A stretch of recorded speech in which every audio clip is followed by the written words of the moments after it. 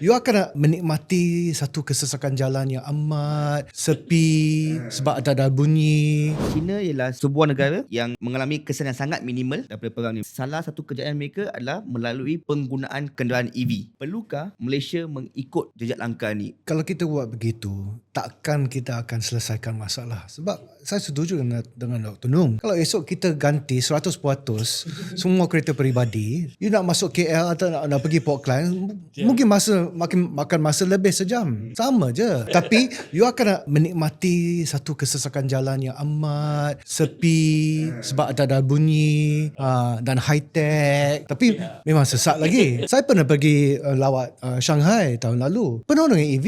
Sepi. Tapi jam tak bergerak. Dan untuk isu sektor pembuatan, jangan harap kita pindah kepada EV, kita akan terjamin. Ambil contoh Brazil. Brazil ada industri kereta. Dia keluarkan kereta peribadi. Tapi mereka juga fokus kepada pengeluaran bas elektrik.